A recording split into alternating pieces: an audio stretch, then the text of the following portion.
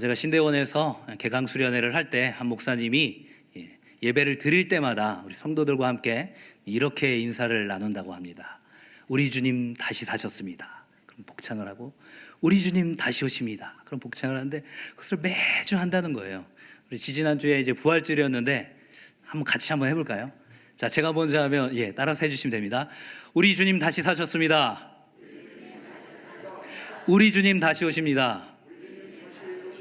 아멘. 이것이 어떤 구호나 어떤 이벤트성으로 하는 말이 아니라 실제로 초대교회에서 그렇게 나눴던 인사이기도 합니다. 우리 주님 다시 사셨고, 그 다시 사신 주님이 또 분명히 다시 오실 것입니다. 그 부활과 재림의 주님께서 오늘 사도 바울을 통하여서 주신 편지를 통하여서 우리 각 사람에게 또한 어떠한 말씀을 주시는지 확인하는 귀한 시간이 되길 소망합니다. 얼마 전에 이제 저녁에 이제 밥을 먹으려고 하는데 멀리서 조금 있는 저희 큰아들이 보니까 광대뼈 쪽에 흉터가 생긴 것 같은 거예요. 저 뭐지? 광대뼈에 흉터가 있네? 옆을 봤더니 둘째도 똑같이 광대뼈가 이렇게, 뭐야 이거? 셋째를 봤더니, 저희 집 사형제잖아요. 셋째도 똑같이 이런 거예요, 셋째도. 마지막 넷째를 봤는데 넷째는 괜찮아요. 뭐지? 이 뭐야? 하고 딱 봤더니, 야, 요즘 이 봄 햇볕이 이게 엄청 뜨겁지 않습니까? 마스크를 끼고 이제 놀이터에서 놀다 보니까 이 마스크 자국 때문에, 마스크 있는 자국만 이제 하얗고 나머지는 탄 거예요.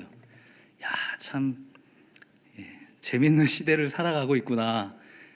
깜짝 놀랐습니다. 흉터가 셋이 난 줄 알고, 아마 모르긴 해도 여러분들 자녀들도 이제 조금 지나면은 여기 마스크 자국 흉터가 있을 텐데, 정말로 우리가 특별한 시대를 살아가고 있구나, 그런 생각을 하게 됩니다. 아시는 것처럼 이 14세기에 1300년대 중반에 유럽에 한 3분의 1 이상, 한 2천만 명 정도가 죽는 흑사병이 있었다면, 지금 우리가 인류의 역사에 또 한 획을 그을 만한 그런 시대를 살고 있는 것은 분명합니다.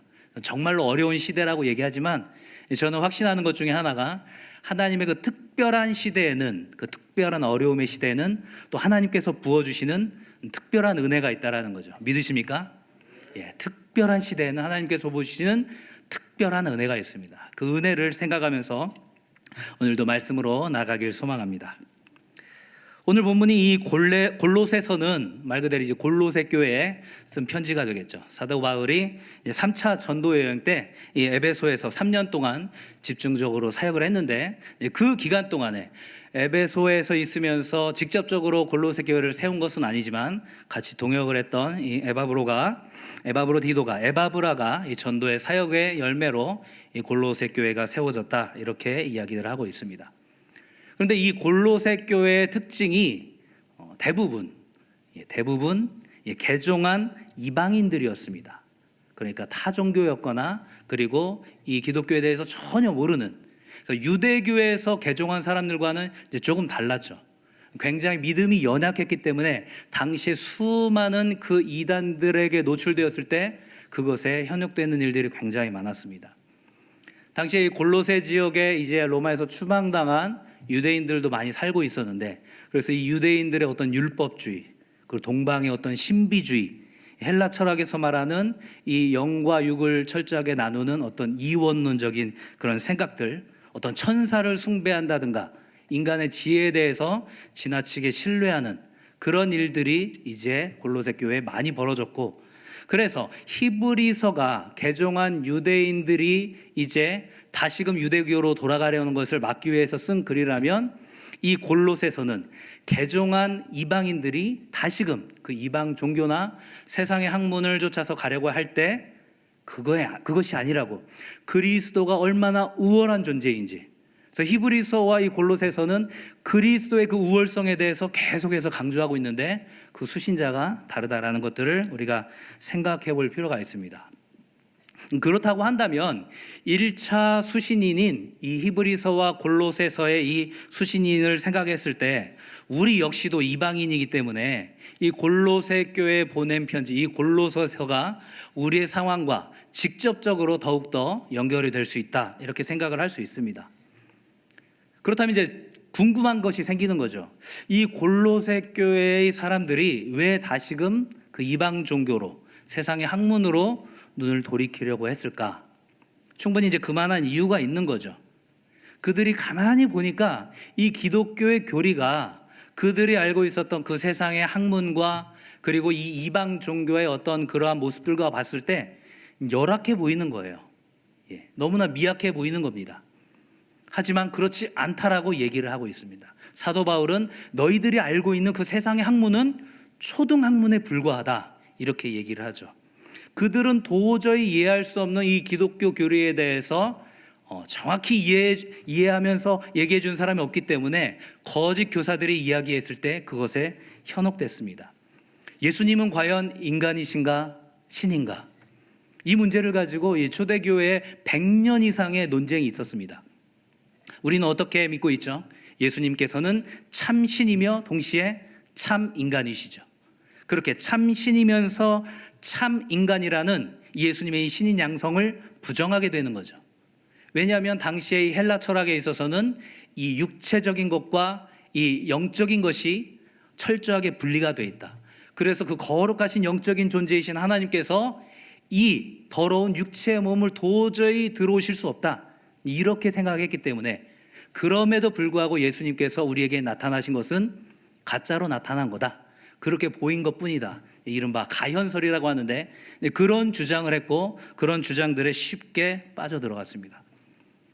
또 하나 이 이방 종교에 있던 사람들이 이 믿기 힘들었던 부담스러웠던 교리가 뭐냐면 철저하게 믿음으로 구원을 받는다라는 것이죠. 인간의 노력이 우리의 구원에 어떠한 영향도 끼칠 수 없다라는 겁니다. 그들이 열심히 제사를 드리는 것도 구원에 기여할 수 있는 것이 아니라 구원받은 성도로서의 기쁨의 반응이라는 거죠. 그런 것들이 인간적으로 봤을 때 뭔가 깨림직한 거죠. 우리가 뭔가를 해야 될 것 같은데, 뭔가를 하지 않아도 구원을 받는다고? 이거 뭔가 좀 어색한데. 그리고 결정적으로 이 초대교회에 없었던 세 가지가 있습니다. 이방 종교에는 있었지만 초대교회에 없었던 세 가지. 첫 번째는 신전이 없었습니다. 그 파르테논 신전과 같은 거대한 신전이 없었죠. 당시에는 이제 가정교회에서 예배를 드리거나 아니면 개인적으로, 지금 우리가 영상을 통해서 예배를 드리는 것처럼 그렇게 개인적으로 소그룹으로 드리는 예배가 전체였습니다. 그리고 또 뭐가 하나 없었을까요? 제사가 없었습니다. 그 화려한 제사의식, 눈에 보이는 어떤 그 화려한 제사의식이 없기 때문에 기독교는 너무나 시시해 보이는 거죠. 그리고 세 번째로 그 제사를 주관하는 사제도 없었습니다. 그래서 눈에 보이는 신전도 없고 화려한 제사의식도 없고 그 제사를 집례하는 사제도 없는 그런 이방 종교와는 철저하게 떨어지는 이 기독교는 아무래도 진짜가 아닌 것 같다. 그러면서 사람들이 이제 다시금 그 이방 종교로 돌아가려고 했었죠. 그런 상황 가운데서 기독교가, 그리스도교가, 그리고 교회의 머리가 되시는 예수님께서 얼마나 우월하신가에 대해서 계속적으로 교리적인 설명을 하고 실질적으로 구원받은 성도들의 합당한 삶에 대해서 이야기를 하는 것이 바로 이 골로새서입니다. 2차 수신자인 우리에게는 어떠할까요? 그 신전과 제사와 사제를 한번 생각을 해봅시다. 그 1세기 초대교회 골로새 교회 성도들은 이 신전과 제사와 사제가 없었기 때문에 이 이방 종교로 다시 돌아갔다면 오늘날의 상황은 어떨까요? 오히려 반대죠, 반대. 그 파르테논 신전을 정말 능가할 만한, 버금갈 만한 교회가 있죠. 그리고 또 뭐가 있습니까? 정말로 웅장하고 화려한 예배 의식이 있죠. 그리고 또 뭐가 있습니까? 저처럼 이렇게 전문적으로 말씀을 전하는 전문 사역자가 있죠. 이 신전과 제사와 사제를 대신할 수 있는, 아니 오히려 그것을 충분히 능가하고도 남는 그러한 교회와 예배 의식과 전문 사역자가 있습니다. 그럼에도 불구하고 우리 성도들이 세상으로 나아가는 이유는 무엇입니까? 그리고 하나님께서 온전히 주신 말씀을 우리가 제대로 받지 못하는 이유가 무엇일까요? 이것이 필요 없을까요? 아니요, 그렇지 않습니다. 교회는 분명히 필요하고 우리가 전심으로 그 예배를 정말 1분 단위까지, 제가 매주 큐시트를 짜고 있는데 정말 1분 단위까지 그렇게 완벽하게 드려야 되죠. 그리고 말씀을 전하는 이 사역자가 정말로 열심으로 전해야 되죠. 문제는 무엇일까요?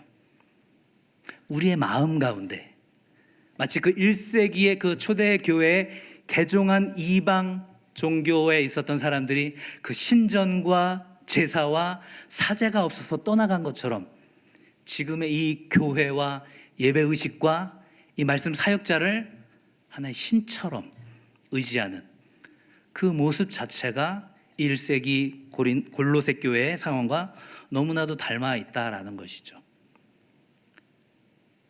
우리가 예배 드리기 위한 이 교회가 세상 사람들에게 자랑하기 위한 어떤 위세를 드러내기 위한 공간이 절대 되어서는 안 된다라는 것이죠. 유대인들은 그러했습니다. 그 화려한 예루살렘 성전을 보고 예수님께 뭐라고 얘기했습니까?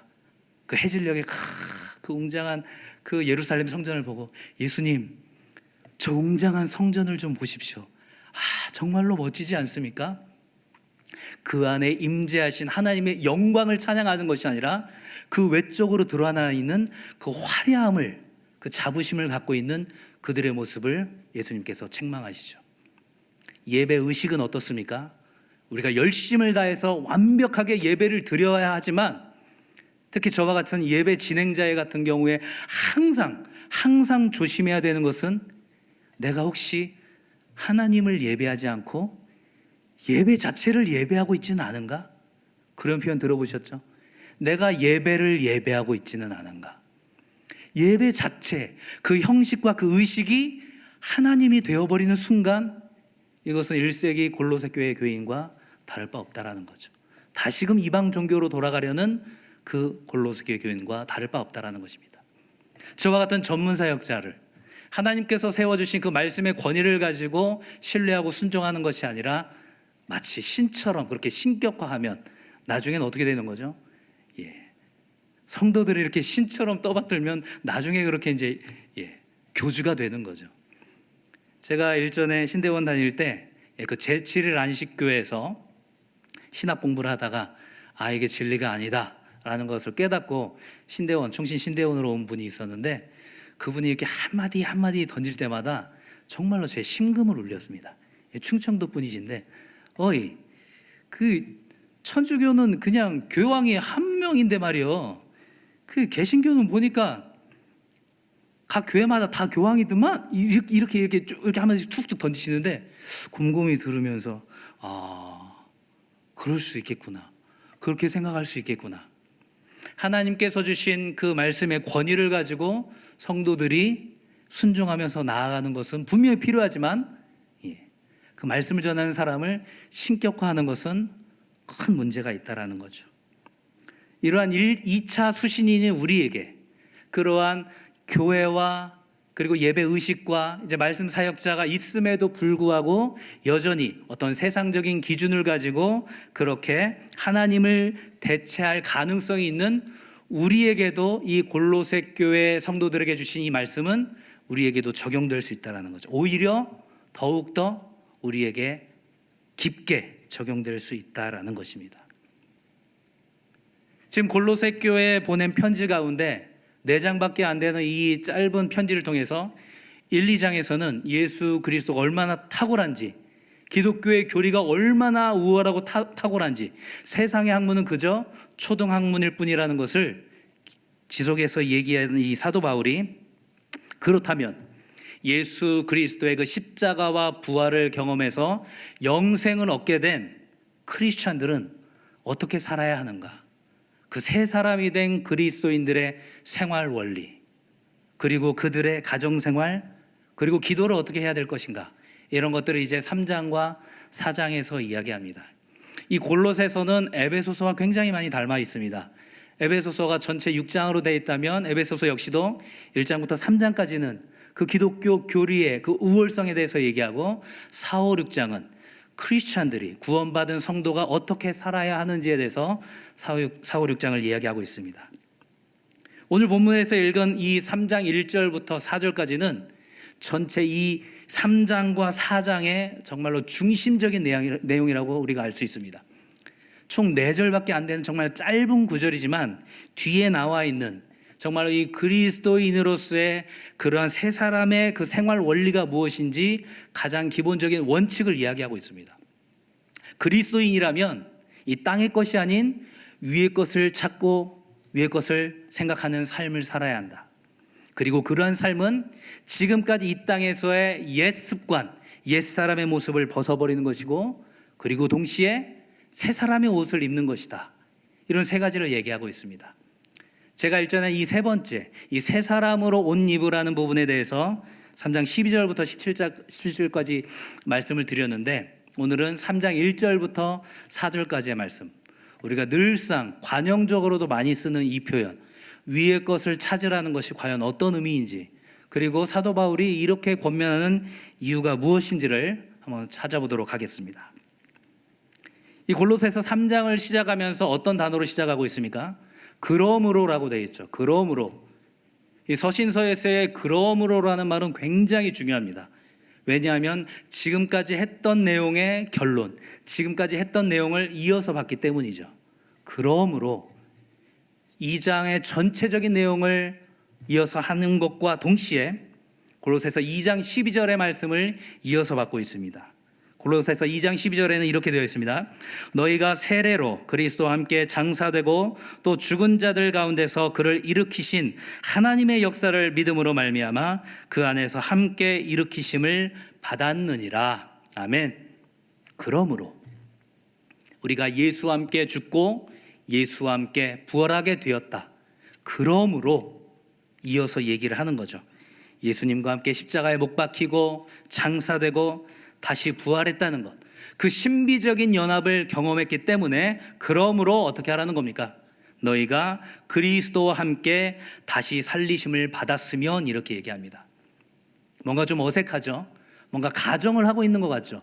만일 너희들이 그리스도와 함께 살리심을 받았으면 위의 것을 찾으라 라고 하는 것 같은데, 이 헬라어에서의 이 과거의 확정된 사실을 가지고 이 가정문을 썼을 땐 오히려 강조가 되는 것입니다. 그러므로 너희가 그리스도와 함께 살리심을 받았기 때문에 다시 살리심을 받은 이상, 이렇게 해석을 해야 되는 거죠. 너희들이 구원받은 백성이기 때문에, 너희들이 예수 그리스도와 함께 다시 살리심을 받은 이상 어떻게 하라는 겁니까? 위의 것을 찾으라는 거죠. 위의 것을 찾아야 구원을 받는다는 것이 아니라, 우리가 구원을 받았기 때문에, 우리가 구원을 받은 그 신비적인 연합을 통해서 예수 그리스도의 십자가로 다시 죽고 예수 그리스도와 함께 다시 산 경험을 하게 된 이상 위의 것을 찾으라는 것입니다. 이 위의 것이 그러면 무엇일까요? 우리 어르신들이 참 자주 쓰는 표현인데, 저도 어렸을 때 참 많이 들었습니다. 태경아, 위의 것을 찾아야지, 땅의 것은 안 돼. 위의 게 뭘까? 하늘에 아무것도 없어 보이는데 맨날 위의 것을 찾으라고 하고, 이 위의 것이 개정계 공동번역에서는 천상의 것을 추구하라고 되어 있습니다. 쉬운 성경에서는 하늘에 있는 것에 마음을 두라고 되어 있죠. 바로 위의 것, 천상, 그 하늘. 2절에 나와 있는 이 땅의 것과는 대비되는 개념이죠. 우리가 하늘과 땅 하면 어떤 공간적인 개념을 생각하지만, 실제로는 그 공간적인 개념을 뛰어넘는 그런 본질적인 것이냐 그렇지 않느냐, 이런 것들을 우리가 생각할 수 있습니다. 하나님 우편에 계시는 그 그리스도의 관점에서 우리가 생각하고 있느냐, 우리의 시선을 그곳에 두고 있느냐, 쉬운 성경에서 얘기하는 것처럼 그 하늘에 있는 것에 우리의 마음을 두고 있느냐라는 것을 지금 사도 바울은 지적을 하고 있다라는 거죠. 그렇다면 또 궁금함이 생기죠. 그렇다면 우리가 이 땅 가운데 살아갈 때 필요한 그 모든 것들은 의미가 없는 것인가? 그렇게 생각하면 또 헬라 철학에서 말하는 이 이원론에 빠질 수 있습니다. 하나님께서 우리에게 누리게 해주신 수많은 것들, 이 땅에서 누리는 많은 것들이 있죠. 우리의 건강, 우리가 하나님께서 누리게 해주시는 우리의 물질, 이 세상을 살아가는 그 수많은 것들, 이 땅의 것들, 이것이 필요가 없을까요? 아니요, 그렇지 않습니다. 에베소서 1장에서는 하늘의 신령한 복에 대해서 이야기하고 있지만, 이 이삭이 야곱을 축복하면서는 이렇게 고백하기도 합니다. 창세기 27장 28절입니다. 하나님은 하늘의 이슬과 땅의 기름짐이며 풍성한 곡식과 포도주를 내게 주시기를 원하노라. 아멘. 우리가 보통 하늘의 신령한 것과 땅의 기름진 복 이렇게 얘기하죠. 예수님께서 우리에게 기도를 가르쳐 주실 때 그 주기도문 가운데 어떤 내용이 있습니까? 오늘 우리에게 일용할 양식을 주시옵고. 우리가 이 땅의 것을 구하는 것은 절대 저급한 기도가 아니고 그것은 하나님께 올려서는 안 될 기도가 아니라는 거죠. 문제는 어디 있습니까? 문제는 우리가 이 땅을 살아가는데 필요한 이 모든 것은 절대로 악이 아니지만 그것에 내 마음을 두는 순간, 그것이 하나님을 대체하는 순간, 하나님께서 누리라고 하신 그 모든 것들에 내가 종이 되어버리는 순간 어떻게 되는 것입니까? 문제가 생긴다라는 거죠. 마치 하나님께서 하나님을 예배하기 위해서 교회와 예배의식과 말씀 사역자를 주셨지만 그것들이, 그런 존재들이 하나님을 대신하는 순간 문제가 되는 것처럼 이 땅의 모든 것들, 이 땅의 것들, 땅의 기름진 복을 통하여서 하나님께서 영광을 받으시지만 그것 자체에 우리가 마음을 둔다면, 그것이 어느덧 우리의 주인이 되어 있다면 그것은 문제가 되는 것입니다. 왜 문제가 되는 것일까요? 또 궁금함이 생기는 거죠. 하나님께서 분명히 땅의 것을 우리에게 사용할 수 있도록 해주셨는데 이 땅의 것에는 마음을 두지 말라는 겁니다. 너무 어렵죠. 차라리 이것을 그냥 배척해버렸으면 좋겠습니다. 너희들은 아예 땅의 것에는 눈길도 두지 마라. 이것을 사용하지 마라. 이랬으면 좋겠는데 땅의 것을 사용하지만 우리의 시선과 우리의 마음과 중심은 어디에 있어야 된다는 겁니까? 바로 하나님을 향해 있어야 된다는 거죠. 제가 요즘 구약성경대학에서 이제 선지서를 같이 공부하고 있는데 이 남유다가 멸망당한 이후에 이 3차에 걸쳐서 이제 포로 압송이 이루어지는데 바벨론으로 끌려간 이 남유다의 이스라엘 백성들의 모습이 오늘을 살아가고 있는, 이 땅에서 살아가고 있는 우리 성도들의 모습이구나, 이런 생각을 참 많이 합니다. 바벨론 땅에 끌려갔을 때 이 이스라엘 백성들은 이 두 파로 나뉘었죠. 일전에도 제가 한번 말씀을 드린 것 같은데 이 바벨론이라는 이 이방 땅에서, 이 하나님이 다스리지 않는 이 땅 가운데서 철저하게 이들과 배척하고 거리를 두고 살아야 된다. 그래서 그들은 행장도 풀지 않습니다. 집도 짓지 않습니다. 남유다로, 그 예루살렘으로 다시 돌아갈 준비를 늘 하면서 그 사람들과 교류하지도 않고 그 땅 가운데서 전혀 거주할 마음이 없죠. 또 한쪽 부류는 어떻습니까? 하나님께서 이곳에 살게 하셨기 때문에 우리는 이 땅에서 살아야 된다. 거기까지는 좋은데 자연스럽게 이 바벨론 문화에 완전히 동화돼서 더 이상 이제 이스라엘 백성인지 바벨론 사람인지 구분할 수도 없을 만큼 완전히 하나가 된 삶을 살고 있습니다. 그때 예레미야 선지자가 하나님의 계시를 통해서 그들에게 편지를 쓰죠. 뭐라고 얘기합니까? 더 어려운 주문을 합니다. 그 땅 가운데서 거주하고 정착하고 살라는 것이죠. 하지만 그 가운데 속하지 말라는 겁니다. 그 안에 있지만 그곳에 속하지 말라는 예레미야 선지자를 통한 하나님의 명령. 바로 우리가 이 땅 가운데 살아가는 것은 그런 이중적인 시민권을 가지고 살아가는 사람과 동일한 개념이죠. 우리가 이 땅의 것을 누리고 땅에 살아가지만 우리의 시민권은 어디 있다라는 것입니까? 바로 하늘에 있다라는 거죠. 우리는 천국 백성이고 하나님의 자녀라는 사실을 잊지 말라는 겁니다. 그래서 어린아이들이 땅 따먹기를 하면서 열심히 땅 따먹기를 하다가도 저녁이 돼가지고 태경아 밥 먹으러 와라 하면 내가 이 땅 많이 따놨는데 어떡하나 하면서 가는 애는 없죠. 밥 먹을 때 됐구나. 그 전에는 뭐 한 뼘이 넘었니 어쩌니 하면서 막 옥신각신 씨름을 하다가도 태경아 밥 먹으러 와라 이 말 한마디에 네 하고 다 돌려. 그 모습이 우리 성도들의 모습인 거죠. 이 땅 가운데서 누구보다도 치열하게 살아가고 정말로 이거밖에 없는 것처럼 치열하게 살지만 그 속을 들여다보면 하나님께서 주신 삶의 현장이니까 치열하게 살 뿐이고 하나님께서 부르시면 나는 또 바로 달려가겠다. 그 마음으로 나아가는. 그래서 절대로 하나님께서 이 땅 가운데 주신 것이 절대로 나를 지배하지 못하게 만드는, 누리지만 그것이 절대 나를 지배하지 못하게 만드는 그런 삶의 균형을 잡아야 된다라는 거죠. 그것들을 지금 사도 바울이 세 가지로 이야기를 하고 있습니다. 우리가 땅의 것들에 마음을 두어서는 안 된다라는 거죠. 사용하지 말라는 것이 아닙니다. 누리지 말라는 게 아니에요. 그것에 나의 마음을 두지 말라는 거죠. 그것이 나의 주인이 되도록 허락하지 말라는 것입니다. 왜 그럴까요? 3절 상반절에 보면 이는 너희가 죽었고, 우리는 세상 가운데서 죽은 존재라는 거죠. 이미 세상에서 죽은 존재이기 때문에 죄와 육체에 대해서 죽었기 때문에 이제는 이 세상 가운데서 사는 것이 아니라 누구 안에서 사는 거라고요? 그리스도 안에서 사는 거라고요. 우리가 찬양으로 고백한 것처럼 내가 그리스도와 함께 십자가에 못 박혔나니 이제는 내가 사는 것이 아니요 오직 내 안에 누가 사는 것이라? 그리스도께서 사시는 것이라. 그 마음을 갖고 있는 사람이라면 이 세상 가운데 마음을 둘 수가 없다라는 거죠. 왜요? 이 세상 가운데서는 이미 죽었기 때문에. 이미 죽은 자인데 이 세상 가운데 마음을 둘 수도 없고 두어서도 안 된다라는 것이죠. 두 번째로는 왜 그렇게 얘기합니까? 그 3절 중간에 보면 너희 생명이 그리스도와 함께 하나님 안에 감추어졌음이라. 이미 죽었다면 이 죽은 우리의 삶이 어떻게 되는 겁니까? 예수 그리스도와 함께 십자가에 죽고 장사된 우리가 예수 그리스도의 부활과 함께 다시 살게 되었다라는 거죠. 하나님 안에서 다시 살게 되었다. 그런데 중요한 것은 그렇게 예수와 함께 죽고 예수와 함께 다시 살게 된 우리의 그 삶이 세상 사람들이 보기에는, 그 구경꾼 같은 세상 사람들이 보기에는 철저하게 감추어져 있다라는 거죠. 너무나도 보잘것없이 보인다라는 것입니다.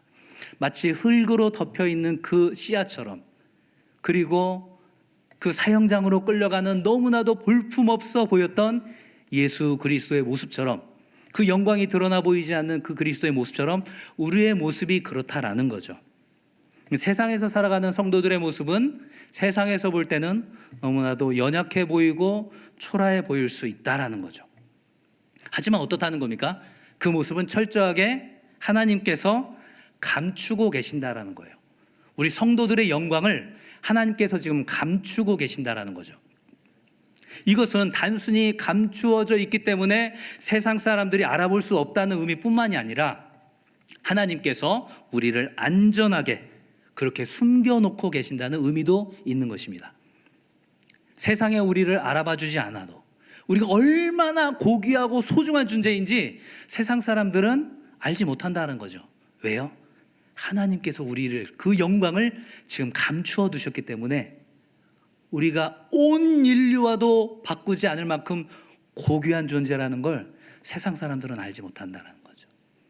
그 예수님께서 그 세상 많은 사람 중에 나 한 사람을 위해서 십자가에 못 박힐 만큼 내가 그러한 존재라는 것을 세상 사람들은 알지 못한다는 거죠. 그냥 머릿수 하나하나로 계산하고 우리는 하나님의 정말로 값을 매길 수 없는 위대한 작품인데 세상 사람들은 너는 10,000원짜리, 너는 100,000원짜리 가격을 매기는 그런 존재로 생각한다라는 거죠. 우리의 영광이 세상 가운데선 철저히 감추어져 있기 때문에 이 땅 가운데서 이 땅에 소망을 두고 이 땅에 마음을 두는 것은 옳지 못한 일이고 그것을 통해서는 참된 기쁨과 자유와 평안을 누릴 수 없다는 거죠. 그리고 마지막 세 번째로 무엇입니까? 그렇게 감추어져 있던 우리의 영광이 언제 드러난다는 거죠? 4절에 보면 우리 생명이신 그리스도께서 나타나실 때, 그 예수 그리스도께서, 부활하신 그 주님께서 재림과 심판하실 그 영광의 날이 되면 바로 그 예수 그리스도와 함께 영광 중에 우리의 영광이 함께 나타날 것이라는 겁니다. 이 땅 가운데 우리 영광이 드러나는 것이 아니라, 우리가 살아가는 동안에 나타나는 것이 아니라 예수 그리스도의 그 재림과 심판의 날이 되면 우리를 철저하게 그렇게 감추셨던 그 영광이 드러나게 된다라는 것입니다. 그렇기 때문에 우리가 이 땅 가운데 마음을 둘 필요가 없다라는 거죠. 사도 바울이 이렇게 이 땅 가운데서 마음을 둘 필요가 없다, 마음을 두어서는 안 된다라고 이야기하는 것은 반대로 말하면 우리가 하늘의 것을 추구하고 우리가 하늘에 마음을 두게 되면 우리 성도들이 누리는 유익이 있다라는 거죠.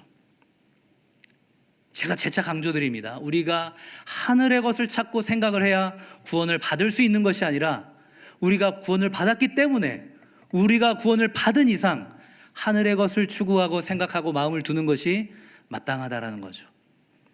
우리가 하늘의 것을 찾고 마음을 두고 생각을 하게 되면 이런 물질적인 것들을 극복할 수가 있게 되죠.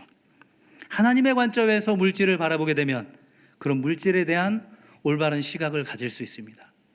이 물질이 얼마나 강력합니까? 예수님께서도 그렇게 말씀하셨죠. 재물과 하나님을 너희가 겸하여 섬길 수 없느니라. 하나님이냐 재물이나 할 정도로 이 물질에 대한 영향력은 너무나도 막강하죠. 우리가 물질이 있어야 되는 것 당연합니다. 우리 교회에도 당연히 물질이 있어야 되고 우리가 선교 현장을 위해서도 우리가 어떤 여러 가지 사역을 위해서 물질이 당연히 필요하죠. 하지만 그 물질이 절대 하나님을 대신할 수 없다라는 것입니다. 하나님께서 이 물질을 어떻게 바라보셨을까? 그런 것들을 생각하면서 하나님의 관점으로, 하나님의 시선으로, 하나님의 생각으로 물질을 바라보면 이 세상에서의 그런 물질 만능주의를 우리가 능히 극복할 수 있다는 거죠. 두 번째는 또 어떨까요? 이 세상과 이 육체의 것들, 이 육체의 정욕에 빠지는 것들을 우리가 극복할 수 있게 됩니다. 이 땅의 것을 추구하고 일시적인 쾌락과 만족을 생각하는 것이 아니라 예수님께서 바라는 것들을 추구하고 바라다 보면 그런 육체적인 것들, 그런 육체의 정욕, 그리고 우리가 하나님께서 누리게 해주신 어떤 쾌락과 수많은 여가 활동들과 그 수많은 육체적인 유혹에서부터 능히 극복할 수 있다는 거죠. 그리고 세 번째로는 뭘까요? 야고보 사도가 이해한 것처럼 행함이 없는 신앙, 그저 말뿐인 신앙을 우리가 극복할 수 있는 것도 바로 이 하나님의 관점에서 하늘의 것을 추구하며 나아갈 때 이 모든 것들을 극복할 수 있다는 것입니다. 지금 이야기를 듣고 있는 우리 성도분들은 그래, 맞는 말이지. 하늘의 것을 추구해야지. 그래야 내가 물질주의를 극복할 수 있고, 그래, 육체의 정욕에 빠지지 않을 수 있고, 그렇지, 내가 행함이 없는 신앙을 극복할 수 있지 라고 생각하면서도 이 마음 한편에는 어떤 마음이 있습니까? 마치 고구마 100개를 이 물 없이 그냥 먹은 것처럼 답답한 마음이 쭉 밀려들죠. 그렇죠. 뭔가 답답한 마음이 있죠. 왜 그렇습니까? 쉽지 않다라는 거죠.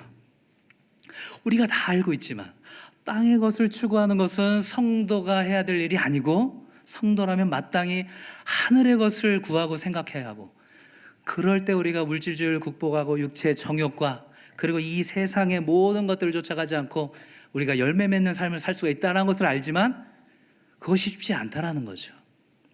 그 이유가 무엇일까요? 그 근본적인 원인이 우리가 본질상 진노의 자녀이기 때문에 우리 마음대로 하고 싶어 한다는 거죠.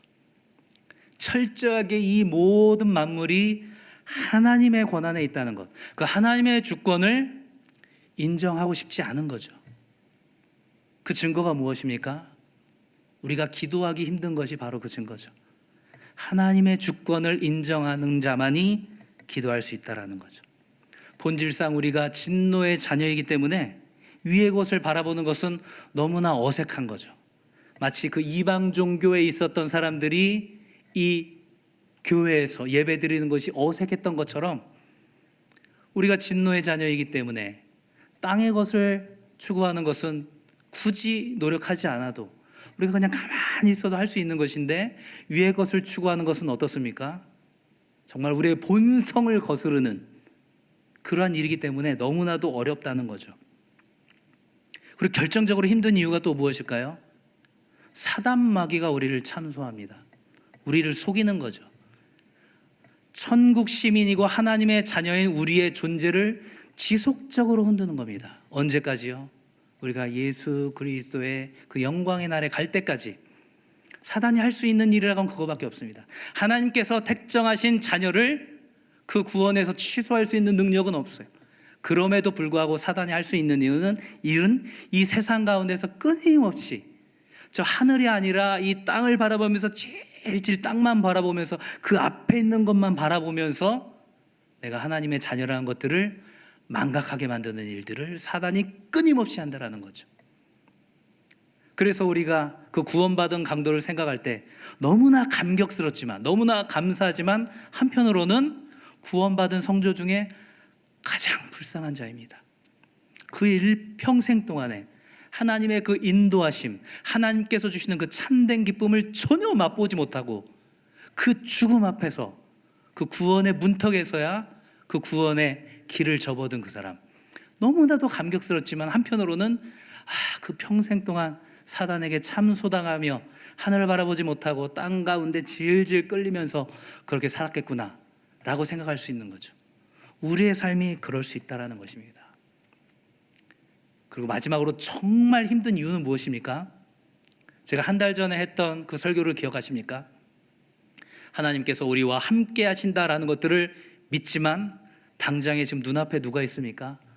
그 거대한 안악자손들, 그 거대한 안악자손들을 보면서 하나님께서 주신 그 언약의 말씀은 몰라, 모르겠어.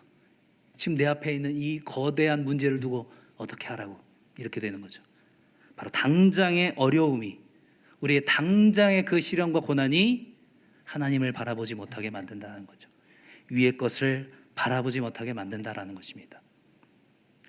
하나님께서는 우리에게 물어보시죠. 태경아, 그게 정말로 죽고 사는 문제니? 태경아, 그게 정말로 너의 영혼이 죽고 사는 문제니?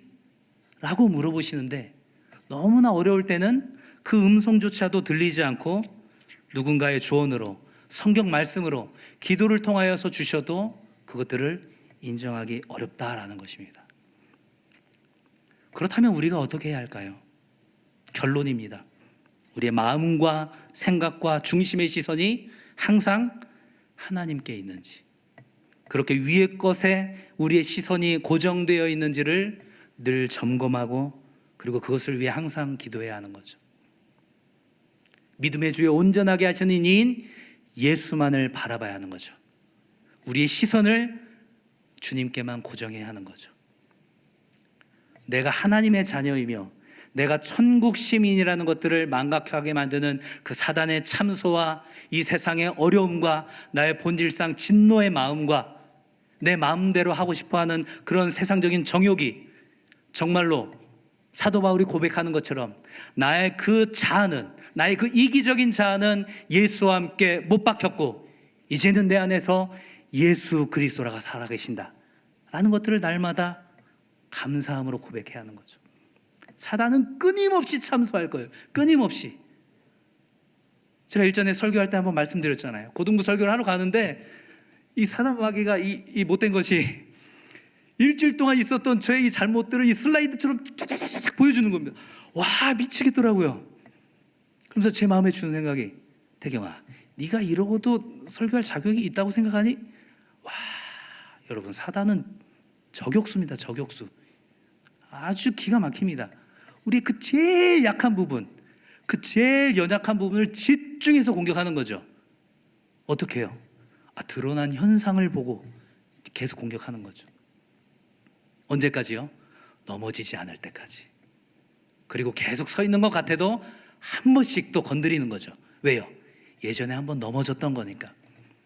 그렇게 우리가 넘어지더라도 우리가 다시 일어날 힘을, 그리고 우리의 시선을 어디에 두어야 한다고요? 하나님께 두어야 한다는 거죠. 사도 바울이 로마서에서 고백한 것처럼 그 어느 것도 그리스도를 향한 우리의 사랑에서 끊을 수 없다라는 그 언약의 말씀을 믿는 거죠. 내 마음과 내 상황과 나의 기분을 믿는 것이 아니라, 나의 머리를 믿는 것이 아니라 그 언약의 말씀을 믿고 나아가는 거죠.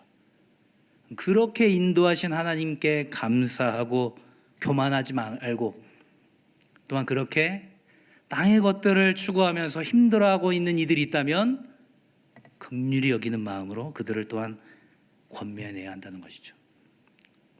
이어지는 5절에서 보면요, 좀 더 강력하게 얘기하고 있습니다. 그러므로 너희는 땅에 있는 지체를 죽여라. 죽이래요. 우리의 자아의 그 못된 성질들 다 죽이라는 거예요. 땅에 있는 것들을 추구하는 그 마음들 다 죽이라는 거예요. 근데 우리가 할 수 있습니까? 아니요, 우리가 할 수 없습니다. 흉내는 낼 수 있겠죠. 시도는 할 수 있겠죠. 하지만 우리의 힘으로 할 수 없다라는 거죠. 나의 힘이 아닌 성령의 인도하심으로만 그 모든 것들이 가능하다라는 것들을 인정하고 고백하면서 그렇게 삶으로 나아가야 한다라는 거죠. 그래서 오늘의 이 권면, 이 골로새서 3장 1절부터 4절까지의 권면을 이렇게 곰곰이 묵상하다 보면 이 로마 교회 성도들에게 사도 바울이 그 구원의 복음의 진리에 대해서 선포한 이후에 그렇다면 구원받은 성도인 우리가 어떻게 삶으로 살아갈 것인가? 라고 얘기한 이 로마서 12장 1절부터 2절의 말씀을 연상하게 합니다. 로마서 12장 1절과 2절의 말씀, 우리가 너무나도 잘 아는 말씀이죠. 같이 한번 읽어보겠습니다. 시작. 그러므로 형제들아, 내가 하나님의 모든 자비하심으로 너희를 권하노니 너희 몸을 하나님이 기뻐하시는 거룩한 산 제물로 드리라. 이는 너희가 드릴 영적 예배니라. 너희는 이 세대를 본받지 말고 오직 마음을 새롭게 함으로 변화를 받아 하나님의 선하시고 기뻐하시고 온전하신 뜻이 무엇인지 분별하도록 하라. 아멘. 그러므로 형제들아, 믿음의 자녀인 천국 시민인 우리들에게 이야기하고 있는 거죠. 우리가 예수 그리스도와 함께 십자가에 죽고 예수 그리스도와 함께 다시 살아난 이상, 다시 살아났기 때문에 우리가 하늘의 것을 추구하자는 겁니다. 그리고 그렇게 하늘의 것을 추구하는 것은, 그렇게 생각하는 것은, 그렇게 마음을 두는 것은 나의 의지와 나의 노력으로 할 수 있는 것이 아니고 날마다 주시는 그 성령 하나님의 그 인도하심과 도우심으로 가능하다라는 것, 그것들을 날마다 고백하면서 나가는 거죠. 그래서 우리의 그 성화의 과정 가운데 그 날에 예수 그리스도의 그 재림과 심판의 날에 지금은 철저히 감추어진 우리의 그 영광의 모습이 드러나게 되겠구나. 우리가 그 온전케 되리라는 찬양의 마지막 부분이 그렇지 않습니까? 갈보리 언덕 너머 그 어느 날 주 안에 온전케 되리. 우리가 살아가는 이 땅의 모습이 어떻습니까? 저는 그 이전 가사를 들을 때마다 항상 마음이 먹먹합니다. 폭풍 속에도 주 붙들고 믿음으로 주와 걷네. 때로는 우리의 삶이, 그리고 지금의 이 상황이 폭풍 속을 걷는 그런 삶의 여정이라 할지라도 우리가 주님과 함께 믿음으로 걸어가는 거죠. 엇나가는 것 같지만, 날아가 버리는 것 같지만, 그 가운데서도 하나님께서 분명히 그 천국문에 이를 때까지 나와 함께 하신다고 약속하신 그 말씀, 칼뱅이 얘기한 그 성도의 견인을 생각하면서 천국문에 이르도록 나와 동행하소서. 갈보리 언덕 그 어느 날 주님께서 나를 온전하게 하실 것이다. 우리가 그 영광을 같이 보았으면 좋겠습니다. 우리의 그 영광스러운 모습, 그리고 그 말씀 안에서 우리 성도들 가운데 하나님께서 지금은 조금 연약하고 우리 육체의 몸 안에 있는 연약하고 조금은 완악하고 조금은 미숙한 모습이지만 이 모습이 예수 그리스도의 그 재림과 심판의 날에 얼마나 영화롭게 될까? 옆에 있는 지체들을 살짝 한 번만 봐주세요. 살짝. 지금은 잘 안 보일 수도 있습니다. 왜요? 하나님께서 감추어 두셨기 때문에. 집에 가서 사랑하는 남편, 사랑하는 아내, 사랑하는 자녀들을 보십시오. 지금은 감추어져 있어서 잘 안 보일 수도 있어요. 하지만 예수 그리스도의 그 재림과 심판의 영광의 날에 하나님께서 얼마나 영광스럽게 우리를 변화시킬까? 우리를 그 온전케 하실 그 하나님을 붙들고 나아갈 수 있는 우리 모두가 될 수 있기를 주님의 이름으로 간절히 축원합니다.